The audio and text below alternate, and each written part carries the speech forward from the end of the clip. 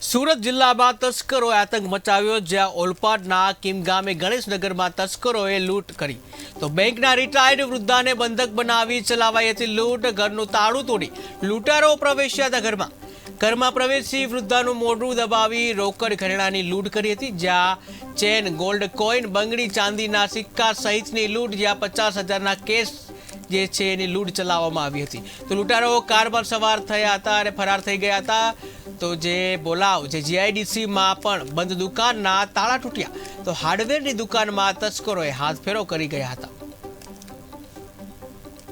સવારે 4 વાગ્યાની આસપાસ ચોર આવ્યા હતા, ઘરનું તાળું તોડીને મારા મમ્મી ખુદ સૂતા હતા। અમે લોકો ઉપર સુવા જઈએ છીએ, હું અને મારી વાઈફ ને મારા છોકરાઓ।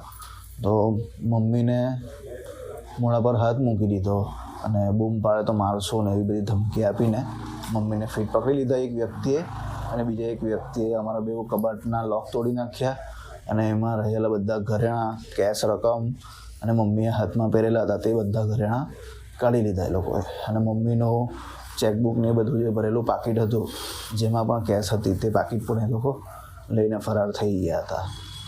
10 તોલા આસપાસનું સોનું હતું તથા બીજું ચાંદી હતું, ચાંદીના સિક્કા હતા, ચાંદીના જોડા હતા તથા મમ્મીના પગના સાંકડા હતા ચાંદીના, અને કેશ રકમ હતી મમ્મી પાસે 30,000 રૂપિયા અને મારી પાસે 20,000 રૂપિયા હતી।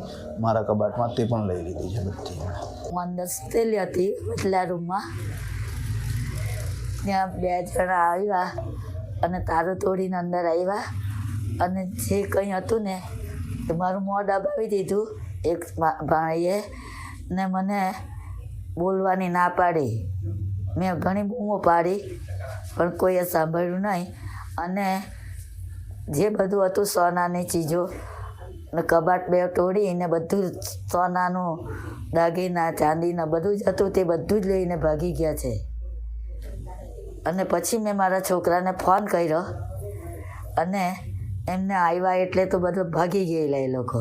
आज 4 जनवरी की सुबह 4 से 4:30 बजे के बीच में सूरत ग्राम्य के किम गांव में गणेश नगर सोसाइटी में ताराबेन पटेल के घर में एक लूट का बनाव बना है, जिसमें 2 मानस घर के अंदर आके कुछ सोना और रुपए की लूट करके गए हैं और उनको एक वाइट 4-व्हीलर पर जाते हुए देखा गया है।